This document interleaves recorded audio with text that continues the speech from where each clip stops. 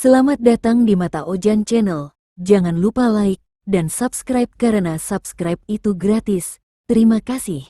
Kita masuk ke ceritanya. Jam setengah 7 pagi, Damar belum juga bangun. Sekar duduk di meja makan kecil mereka, menatap nasi putih dingin dan telur ceplok terakhir yang dibelah dua.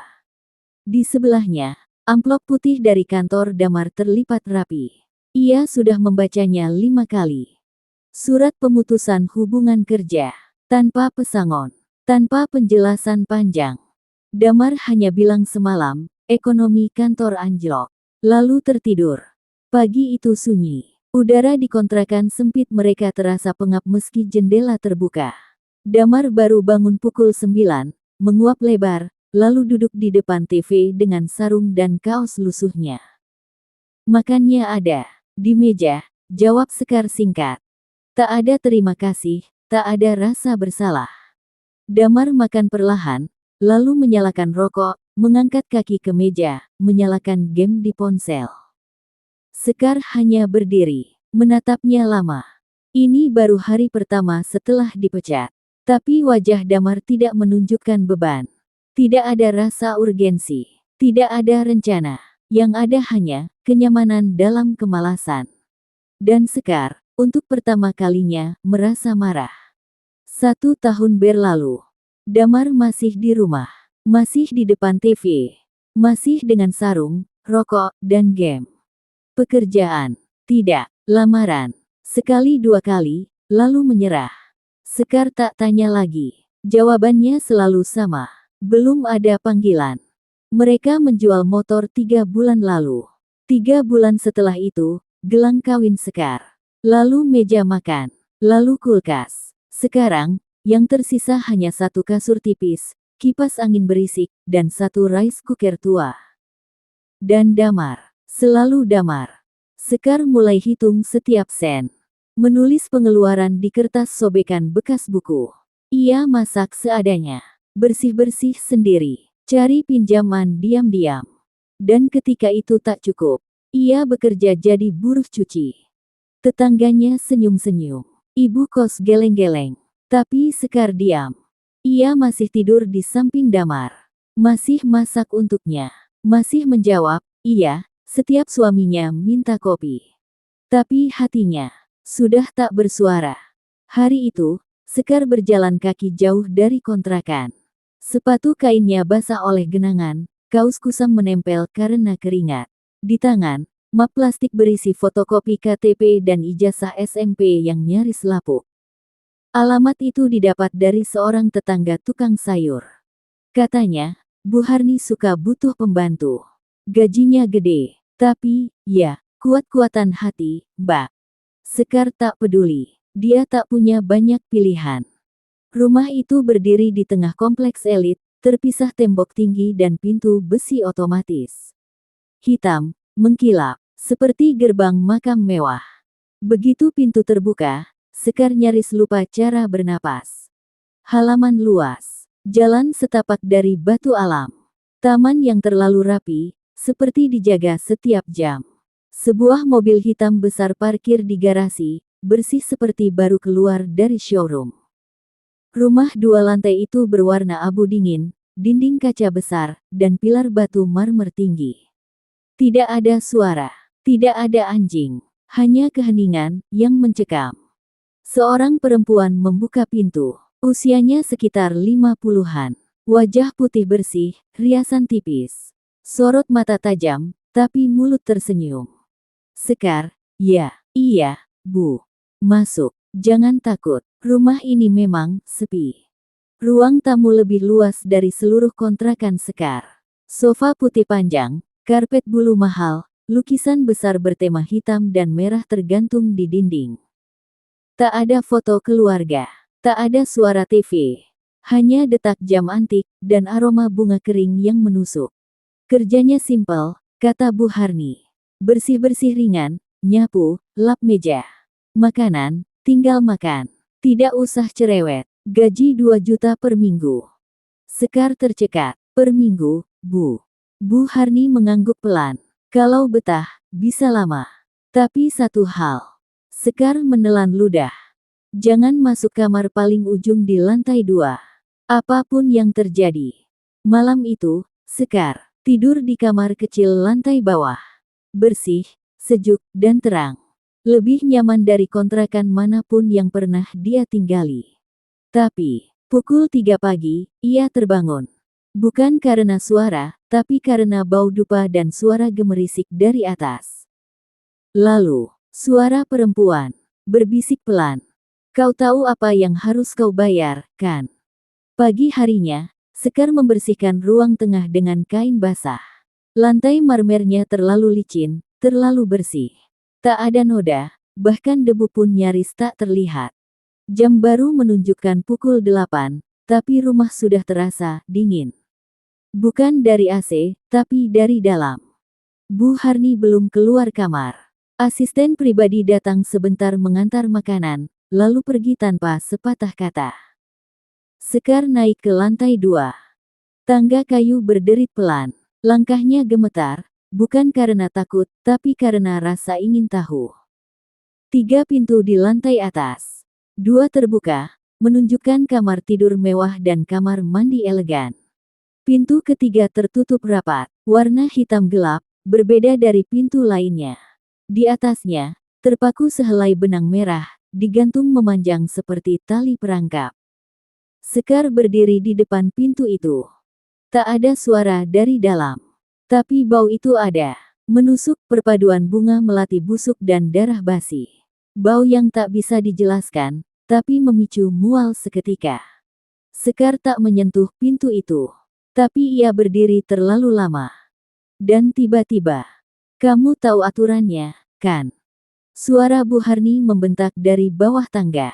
Nadanya tak tinggi, tapi tegas, menakutkan. Sekar langsung turun, jantungnya memburu. Maaf, Bu. Saya cuma mau bersih-bersih. Bu Harni hanya menatapnya sebentar. Lalu tersenyum. Tapi matanya dingin. Jangan ulangi itu. Sekali lagi kamu dekat-dekat, aku anggap kau ikut campur. Sekar mengangguk cepat, menunduk. Tapi dalam hati, ada sesuatu yang mulai berubah. Takut, tapi penasaran. Karena malam itu, ia kembali mencium bau yang sama. Padahal pintu kamarnya terkunci. Dan saat ia membuka mata di tengah malam, di lantai kamarnya, ada bunga melati basah yang belum ada saat ia tidur. Setiap pagi Sekar menyapu ruangan dengan kilauan emas dan perak di sekelilingnya. Lampu gantung kristal, bingkai foto berlapis emas, guci keramik tinggi yang satu buahnya pasti cukup untuk bayar kontrakan setahun. Tapi rumah itu tetap sepi. Tak ada anak, tak ada suami, tak ada tawa. Hanya Bu Harni dan satu sosok pembantu lain, pria tua bernama Pak Joyo, yang nyaris tak pernah bicara. Matanya buta sebelah, jalannya pincang, tapi tangannya cekatan saat mengantar makanan dan dupa ke kamar hitam setiap malam. Sekar mulai memperhatikan kebiasaan di rumah itu. Setiap malam Jumat, suara itu muncul. Seperti erangan, kadang seperti tangis, dan bisikan. Ambil apa yang kau mau, asal kau berani. Awalnya Sekar pikir itu suara dari dalam mimpi.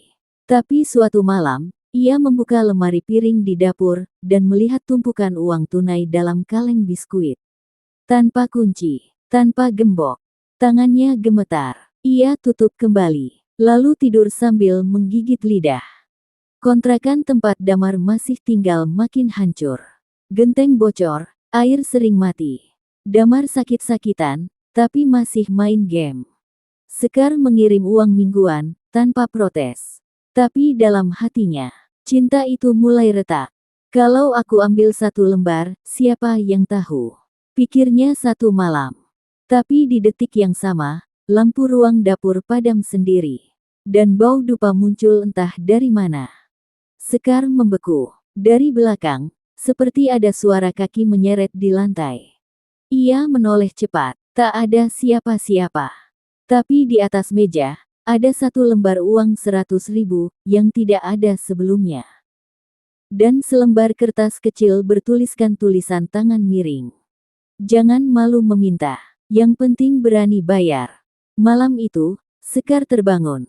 Karena suara pintu terbuka. Pukul 2 lewat. Udara sangat dingin.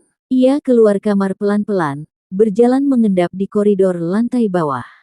Dari arah tangga, ada cahaya redup. Ia mendongak. Pintu kamar terlarang itu terbuka. Bu Harni berdiri di ambang pintu, mengenakan kebaya hitam. Di belakangnya, ruangan itu tak berlampu, hanya diterangi cahaya merah dari lilin-lilin kecil yang mengelilingi sesajen dan keris kuno. Tapi bukan itu yang membuat Sekar hampir menjerit. Ada sosok berdiri di dalam lingkaran. Tinggi, hitam, tidak terlihat wajahnya. Tapi lehernya panjang seperti terpelintir. Nafasnya seperti sapi kehabisan udara. Bu Harni berbicara dalam bahasa yang tak dikenali. Tangannya gemetar saat menyodorkan kantong hitam. Ini bayaran minggu ini, tapi aku minta tambahan. Sosok itu tak menjawab, tapi seluruh ruangan bergetar. Sekar terpaku di balik tembok. Bu Harni menoleh tiba-tiba. Matanya merah, tapi bukan karena amarah. Mata itu kosong, tapi penuh kekuasaan. Sudah kubilang jangan naik, ucapnya datar. Sekar berbalik dan lari kembali ke kamarnya. Berkeringat dingin. Besoknya, tak ada yang dibahas. Bu Harni tetap tenang, bahkan memberi bonus. Kerja bagus, kau bersih dan patuh. Itu langkah. Sore itu, Pak Joyo mengantar minuman jahe dan menaruh amplop kecil di sampingnya. Tanpa kata, isinya uang 2 juta. Tambahan. Dan kertas kecil lagi. Kalau kau ingin lebih, tinggal minta. Tapi jangan lupa tumbalnya. Sekar mulai sadar, kekayaan di rumah ini tidak datang dari bisnis. Datang dari dalam, dari sesuatu yang haus. Sekar tidak langsung pergi ke dukun. Awalnya ia hanya mengamati. Setiap malam Jumat, ruangan itu tertutup, tapi aroma dupa dan daging mentah terbawa sampai ke tangga bawah. Suatu malam, ia mendengar Bu Harni bicara sendiri. Aku sudah beri, tapi aku butuh lebih. Kau bilang aku cukup kasih 1. Tapi kenapa dia belum mati? Sekar bergetar. Ia tahu siapa yang dimaksud dia. Keesokan harinya, Pak Joyo bicara pelan saat Sekar sedang mencuci gelas. Saya juga dulu orang luar. Suara tuanya serak. Saya datang, bantu-bantu, lalu ditawari juga. Ia menunjuk matanya yang buta sebelah. Saya setuju, tapi lupa bayar lunas. Sekar menatapnya lama. Dia bisa bantu kamu juga, Mbak Sekar. Maksudnya, siapa? Pak Joyo tersenyum kecut. Jinnya, yang di kamar atas itu. Sekar diam, tapi pikirannya tak berhenti. Damar masih terbaring di kontrakan, tak kerja, batuk darah, dan terus menyalahkan keadaan. Kadang marah, kadang tidur 2 hari, kadang minta uang lebih padahal Sekar sudah mengirim semuanya. Dan hari itu, setelah Damar menyebutnya perempuan gak tahu diri yang ninggalin suami. Sekar menangis, lalu berhenti. Dan malamnya, ia pergi. Naik ojek ke alamat yang Pak Joyo bisikkan padanya. Sebuah rumah kayu tua di pinggir kota. Bau kemenyan menyambut dari gerbang. Seorang lelaki berusia 60-an membukakan pintu. Matanya tajam, wajahnya tak ramah, tapi tak jahat. Kau tahu kenapa kau ke sini? Sekar mengangguk. Saya mau minta bantuan. Bantuan apa? Sekar tak menjawab. Hanya satu kalimat yang keluar. Saya ingin hidup saya berubah. Kalau perlu, saya siap bayar. Ruang tengah rumah dukun itu hanya diterangi satu lampu redup. Asap dupa memenuhi langit-langit, membuat udara hangat dan sesak. Di lantai, tergambar lingkaran merah dari darah ayam. Di tengahnya, mangkuk tanah liat berisi bunga kantil, rambut manusia, dan potongan kuku. Dukun itu menatap Sekar tanpa senyum. Ini bukan permintaan biasa. Kalau hanya ingin uang, banyak cara. Tapi kalau ingin cepat, harus ada tumbal. Yang dekat, yang hidup. Sekar menunduk. Suami saya. Dukun itu tidak kaget. Ia hanya mengambil kertas kosong dan menuliskan nama Damar Wirawan. Tanda tangan di bawah. Pakai darah. Sekar menggigit jari. Tetesan darah mengenai kertas. Ia menulis namanya tanpa ragu. Saat kau keluar dari rumah ini, kata sang dukun, kau bukan istri biasa lagi. Kau sudah menyerahkan dia. Ritual dilakukan malam itu juga. Dukun membaca mantra dalam bahasa Jawa kuno, sementara Sekar diminta memegang foto Damar. Wajah suaminya terbakar pelan oleh api lilin. Tepat jam 12 malam, api mendadak padam sendiri. Ruangan jadi dingin mendadak. Dukun itu tertawa kecil. Sudah diterima. Besoknya, Damar pingsan di kamar kontrakan. Tubuhnya panas dingin. Ia mengigau semalaman. Sekar tidak pulang malam itu. Ia tidur di rumah Bu Harni, dan pagi harinya, ada uang masuk ke rekeningnya. 20 juta. Tanpa asal. Hari demi hari, keajaiban mulai terjadi. Gajinya naik. Ia ditawari kerja sambilan sebagai penerjemah oleh kenalan lama. Baju-bajunya makin baru. Wajahnya lebih segar. Orang-orang mulai memuji. Tapi setiap malam, mimpi buruk datang. Sekar bermimpi Damar merangkak di lorong rumah. Mata hitam. Kulit mengelupas. Suaranya berat. Kau bukan istriku lagi. Dan setiap kali ia terbangun, di bawah tempat tidurnya ada bekas telapak kaki basah. Damar tak pernah benar-benar sembuh sejak malam itu. Demam datang dan pergi. Terkadang menggigil, terkadang panas seperti terbakar. Bibirnya pecah-pecah, tubuhnya makin kurus, suara makin berat. Namun tak sekalipun ia bertanya kenapa Sekar tak lagi peduli. Tak bertanya mengapa Sekar tak pernah pulang. Tak bertanya mengapa. Uang masih terus datang. Damar hanya berbaring, menatap langit-langit yang retak, diam. Sekar, sementara itu, mulai hidup lebih nyaman. Ia menyewa kos baru, bersih dan tenang. Ia mulai membeli barang-barang kecil yang dulu tak bisa dibeli, skincare, parfum, bahkan ponsel baru. Tapi rasa tenang itu tidak bertahan lama. Suatu malam, saat Sekar terlelap, ia mendengar suara pintu diketuk 3 kali. Tok, tok, tok. Ia membuka pintu kamarnya. Tak ada siapa-siapa. Tapi di lantai koridor, ada jejak kaki telanjang, basah, menuju ke arah kamarnya. Ia ikuti pelan-pelan. Jejak itu berhenti, tepat di depan cermin. Sekar menatap bayangannya sendiri. Namun di cermin, ada 2 orang. Satu dirinya. Satu lagi, sosok kurus, mata kosong, berdiri di belakangnya. Damar. Pagi harinya, ia mencoba melupakan. Tapi saat kembali ke kontrakan untuk mengirimkan obat dan pakaian bersih, pintu kamar Damar terkunci dari dalam. Ketika ia dorong, suara lirih terdengar dari balik pintu. Kenapa kamu balik, kau kan yang panggil mereka. Sekar membeku. Ia tak pernah memberitahu Damar tentang dukun. Tak pernah cerita apapun. Tapi Damar tahu. Dan malamnya, suara itu terdengar jelas, bukan dari mulut manusia. Tumbal belum lunas. Dia masih bernyawa. Tapi dia bukan milikmu lagi. 1 bulan setelah perjanjian, Sekar seperti naik kelas kehidupan. Pekerjaan sampingannya berkembang jadi 2-3 cabang. Uang masuk nyaris tanpa usaha. Rekeningnya stabil. Ia bahkan menerima tawaran tinggal di apartemen milik salah satu kliennya, gratis. Penampilannya berubah. Rambut dismuting, wajah lebih cerah, tas baru tergantung di pundak. Tak ada yang tahu, semuanya dibangun dari darah.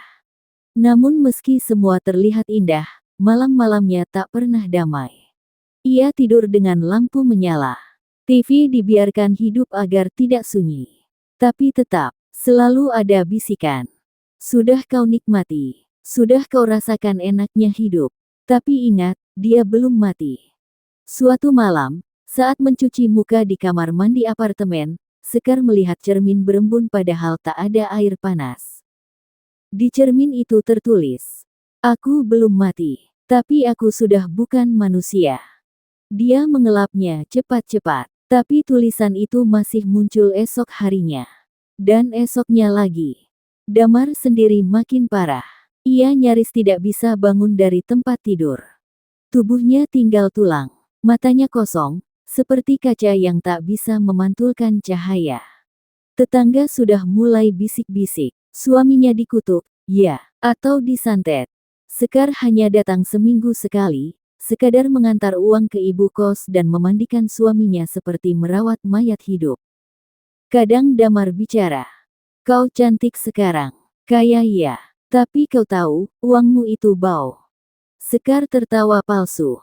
Tapi malam itu, saat tidur di apartemen, ia mimpi buruk. Ia berdiri di tengah kamar kontrakan, dikelilingi tali hitam yang menjerat kakinya. Di tengah ruangan, Damar menggantung. Tapi masih hidup, matanya terbuka, bibirnya menggumamkan mantra. Sekar terbangun dengan peluh dingin. Dan di kakinya, ada bekas tali hitam, nyata. Jam 3 dini hari, apartemen Sekar gelap total. Listrik padam, tidak ada angin, tidak ada suara. Kecuali satu, langkah kaki. Pelan, seret, dari arah dapur menuju kamarnya. Sekar terbangun dengan jantung berdetak kencang.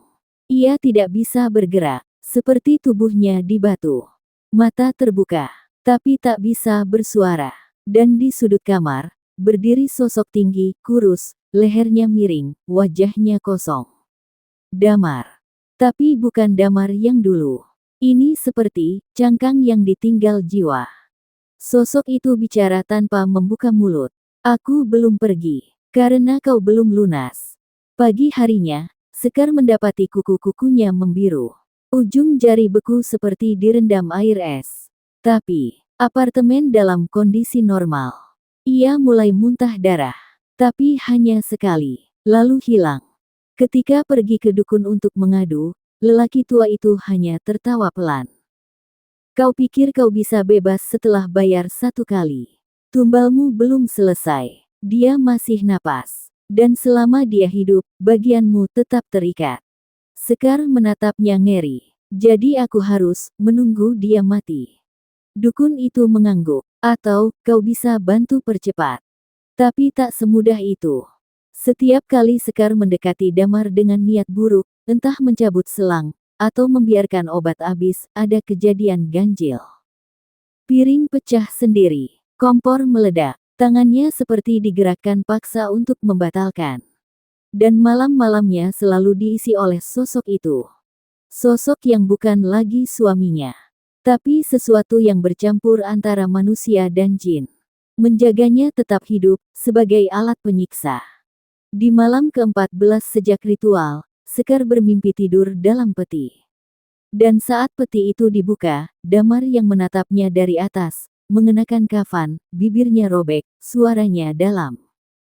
"Kau akan ikut, tapi nanti, setelah kau rasakan semuanya." Sekar terbangun sambil menjerit, dan di samping tempat tidurnya, ada sesajen, lengkap dengan nama, Sekar Ayuning Tias. Sekar mulai takut tidur. Tiap kali mata terpejam, mimpi buruk menunggu. Kali ini lebih dari sekadar mimpi. Damar berbicara, panjang, jelas, tentang hal-hal yang tak pernah Sekar ceritakan pada siapapun. "Kau ingat waktu kau bilang aku suami gagal? Waktu kau buang nasi di belakang rumah karena kau muak melihat wajahku? Waktu kau bilang, andai kau mati saja." Sekar terbangun dengan mata bengkak dan mulut penuh pasir. Benar-benar ada pasir, seperti baru saja ditimbun dalam tanah. Teror tak lagi datang hanya di malam hari. Suatu siang, saat Sekar duduk di halte, seorang anak kecil menatapnya dari bangku seberang. Matanya kosong. Anak itu tiba-tiba bicara lirih. "Bunuh aku aja sekalian." Sekar kaget. Anak itu tersenyum. Dan suaranya berubah, suara Damar. Beberapa hari kemudian, Pak Joyo datang mengantar pesan dari Bu Harni. Tapi suaranya mendadak berubah, matanya terbalik, dan ia bicara sambil terhuyung. "Kau belum selesai. Aku belum selesai. Kau pikir ini cuma soal tumbal? Ini soal kau." Pak Joyo pingsan setelahnya. Saat bangun, ia tak ingat apa-apa. Sekar menemui dukun lagi. Ia memohon untuk mencabut perjanjian. Tapi sang dukun menatapnya datar. "Kalau kau cabut, yang kau tumbalkan akan hidup lebih lama. Tapi kau mulai dihitung. Dihitung. Waktumu untuk gantian. Jin tak suka diundur-undur. Sekar semakin terjepit. Damar, yang dulu hanya beban, kini berubah jadi ancaman. Bukan cuma karena ia belum mati, tapi karena ia tahu semuanya. Dan ia menyimpan dendam. Sekar pindah ke 3 tempat dalam 1 bulan. Dari apartemen ke kos eksklusif, lalu ke rumah kontrakan baru yang lebih mahal. Tapi hasilnya sama. Setiap malam, teror ikut. Kadang suara, kadang bau amis darah, kadang suara tangisan laki-laki yang ia kenal baik. Damar. Di rumah kontrakan barunya, cermin kamar mandi tiba-tiba pecah sendiri. TV menyala menampilkan wajah suaminya, duduk diam dengan mata melotot. Kipas angin menyala tengah malam dan menuliskan di dinding. Kau bisa pergi kemana saja, tapi aku di napasmu. Sekar kembali ke rumah Bu Harni untuk minta perlindungan. Tapi suasana rumah itu pun berubah. Kamar yang dulu tertutup kini terbuka sedikit, dan setiap malam, asap tipis keluar dari celah pintu. Bau busuk melati makin tajam. Pak Joyo yang biasanya diam mulai bicara sendiri. Menyebut nama Damar berkali-kali. Dia belum mati, tapi jiwanya tidak di tubuh itu lagi. Dia bukan tumbal, dia pengembara.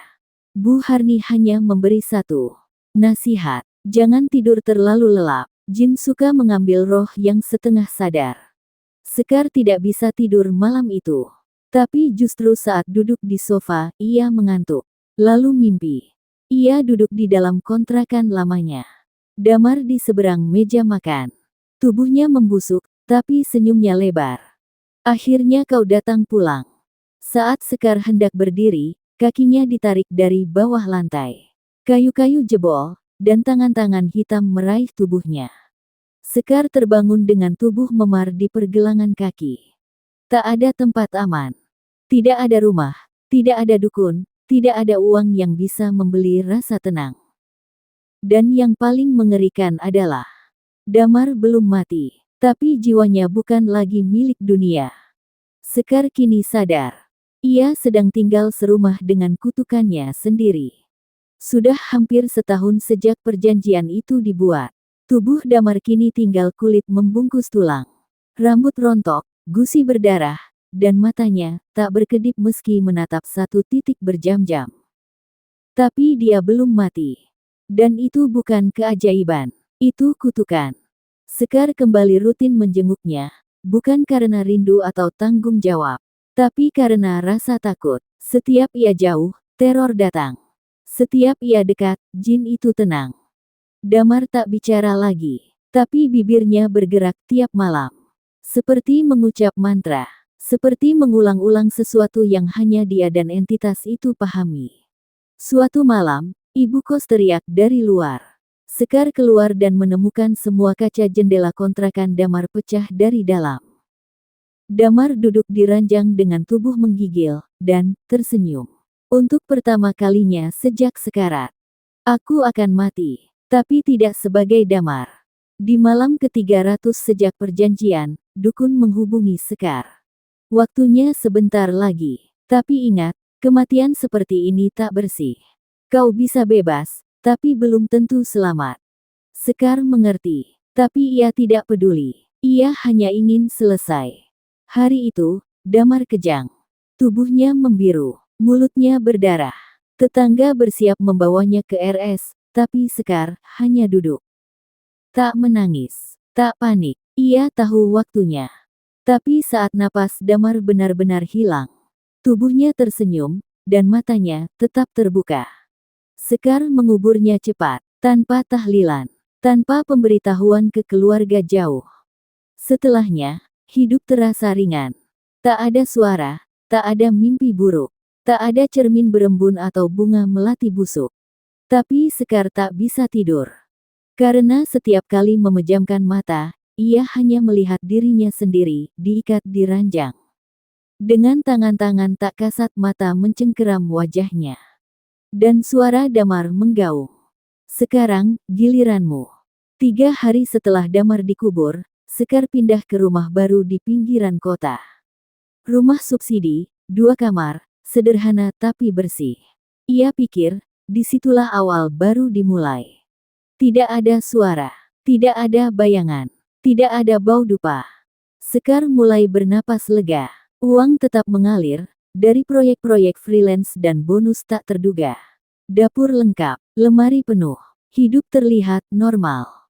Tapi hari ketujuh, sesuatu berubah. Ia menemukan bekas langkah kaki basah di dapur. Sama seperti dulu. Air keran menyala sendiri saat subuh.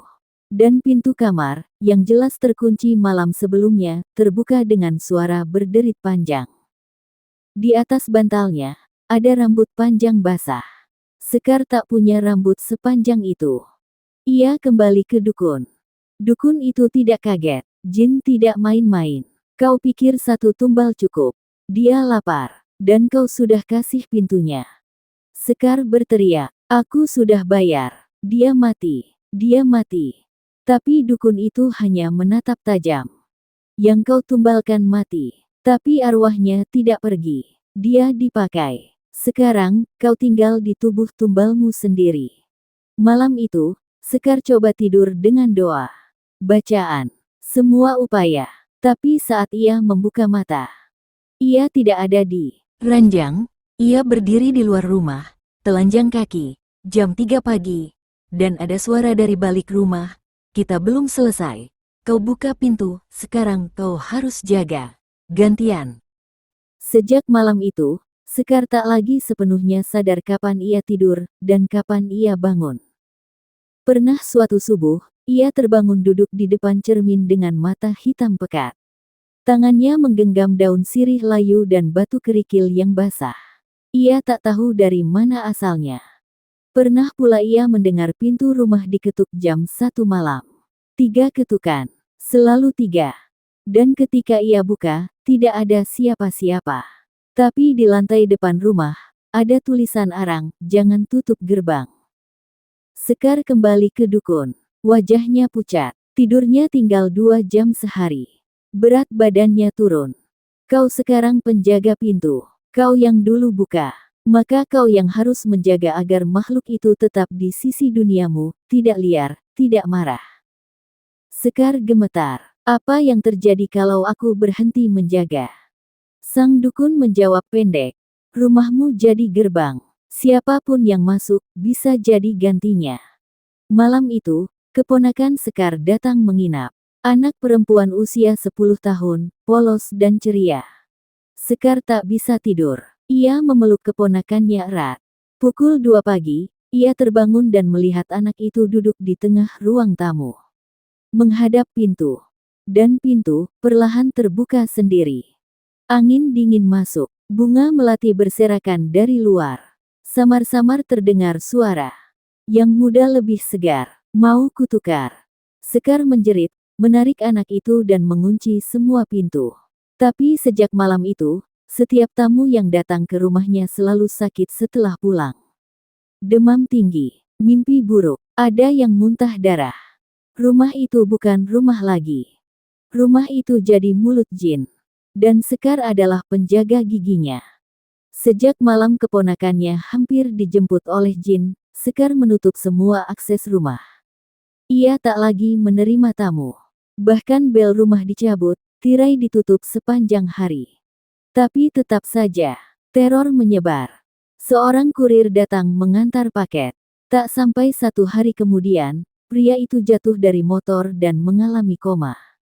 Tetangga yang sempat membantu mengangkat sofa milik Sekar, mendadak sakit keras, dalam seminggu meninggal dengan tubuh membiru. Sekar mencoba menghubungi dukun, tapi nomor itu kini tak bisa dihubungi. Ia kembali ke rumahnya, dan mendapati cermin di kamar mandi penuh nama-nama. Nama-nama orang yang baru-baru ini berinteraksi dengannya. Di bawah daftar itu tertulis, pilihan di tanganmu, kau bisa arahkan, atau kau sendiri yang dikuliti. Malam-malam makin panjang. Sekar mulai mendengar langkah kaki berlari-lari kecil di langit-langit rumah. Tapi rumah itu tidak punya loteng. Ia bangun dan menaruh sesajen di belakang rumah, bunga kantil, dupa, sedikit darah dari jari telunjuknya. Jin itu tenang satu malam. Lalu datang kembali esok harinya, lebih rakus. Damar hadir lagi dalam mimpinya. Tapi kini bukan sebagai korban. Ia berdiri tegak, mengenakan kain kafan sobek, dengan sorot mata menusuk. Kau pikir aku sudah habis? Kau pikir aku tumbal? Aku sekarang perantara. Kau yang Jin pilih, tapi aku yang buka pintu. Sekar terbangun sambil muntah darah. Di lantai kamarnya, ada kerangka kadal basah. Ia tak punya kadal. Setiap kali Sekar bicara dengan orang, menatap lama seseorang di jalan, atau bahkan membalas pesan, salah satu nama baru muncul di cermin. Jin itu mulai menagih lewat cara yang lebih licik. Rasa bersalah. Sekar menangis di depan cermin, tapi tak bisa bicara apa-apa. Ia tahu, semakin ia melawan, semakin jin itu mengincar yang tak berdosa. Sekar mulai mengurung diri total. Semua jendela ditutup rapat, tidak ada cahaya yang masuk. Makanan hanya dipesan lewat aplikasi dan ditaruh di pagar. Tidak ada yang boleh masuk, bahkan suara pun tak boleh keluar. Tapi, dosa tidak bisa ditutup seperti tirai. Karena jin itu memperlihatkannya. Dengan sengaja. Lewat mimpi. Lewat TV yang menyala. Sendiri. Lewat pantulan kaca kamar mandi. Sekar melihat satu persatu kematian orang-orang yang pernah menyentuh hidupnya. Si kurir, diseret sesuatu ke dalam selokan, wajahnya hilang. Tetangga tersenyum saat jantungnya berhenti berdetak, tapi air matanya terus keluar. Keponakannya berlari di dalam mimpi sambil memanggil, "Tante tolong aku, ada yang ngejar." Sekar ingin memotong namanya sendiri dari daftar. Tapi nama-nama itu bertambah sendiri. Seakan rumahnya adalah daftar antrean kematian. Malam itu, ia bicara sendiri di depan cermin. "Ambil aku saja. Sudah cukup. Aku yang buka pintu ini. Jangan yang lain." Lalu, sebuah suara lirih membalas. "Kau bukan kunci. Kau lubang. Kunci sudah kubuang. Sekarang hanya bisa dibuka dari dalam dirimu." Sekar mulai mendengar suara ketukan dari dalam perutnya sendiri. Setiap tengah malam. Ketukan pelan. Seperti dari balik dinding daging. Tok, tok, tok. Pagi hari, ia bangun dengan darah di lantai. Dan di dinding kamar, tertulis dengan jemari kotor, "Jangan tutup gerbang. Satu lagi, lalu kau bisa bebas." Sekar jatuh terduduk. Tangisnya bukan karena takut, tapi karena sadar. Dirinya bukan lagi manusia biasa. Ia telah jadi bagian dari siklus neraka tanpa akhir. Sekar nekat. Ia bakar dupa di semua sudut rumah, menyiram lantai dengan air garam dan doa-doa yang ia pelajari dari internet. Pagi itu ia bahkan memanggil seorang ustaz yang dikenal bisa ruqyah. Ustaz itu datang, membaca ayat-ayat dengan mantap. Namun saat bacaan mencapai puncak, lampu padam, suhu turun drastis, dan suara tawa terdengar dari balik lemari pakaian. Lemari terbuka sendiri. Dari dalam, asap tipis keluar bersama bau anyir. Ustaz itu mendadak muntah darah, lalu pingsan. Sekar ketakutan. Ia panik. Ia berlari ke halaman. Ia mencoba membakar rumah. Tapi korek tak menyala. Gas habis. Semua benda logam tiba-tiba terasa panas saat disentuh. Saat Sekar menyalakan kembali lilin, dinding rumahnya sudah penuh tulisan. "Rumah ini bukan milikmu lagi. Dan tubuhmu pun tidak." Putus asa, Sekar menggantung tali dari balok atap. Ia berdiri di atas kursi, menatap sekeliling. Lalu berbisik, "Kalau ini harga dari semua yang aku lakukan, ambil." Ia melompat. Tapi tali putus. Tubuhnya jatuh menghantam lantai. Saat ia tersadar, ia sudah duduk di atas ranjang. Tapi bukan di rumahnya. Ia ada di rumah kontrakan lama. Di dalam tubuh Damar. Tangannya kurus, bibirnya kering. Dan dari cermin, ia melihat wajahnya sendiri, tersenyum padanya. Sekar menjerit. Tapi hanya suara serak yang keluar. Tak ada orang yang bisa mendengarnya. Ia kini terperangkap dalam tubuh tumbal. Dan yang hidup di tubuhnya sekarang adalah entitas yang ia panggil setahun lalu. Sekar tak bisa bicara, tak bisa berjalan, hanya duduk di sudut kamar tua itu, dalam tubuh yang bukan miliknya, dengan napas berat dan mata kosong. Dunia di sekitarnya berjalan, tapi ia tidak ikut bergerak. Orang-orang datang melihat tubuhnya yang kurus. Mereka mengira dia Damar, suami malang yang tak kunjung mati. Tapi tidak ada yang tahu bahwa Damar sudah pergi. Dan Sekarlah yang kini menjadi jasad itu. Sementara di kota, tubuh Sekar yang cantik, bersih, dan segar, tetap hidup. Bekerja, tersenyum, makan makanan mahal.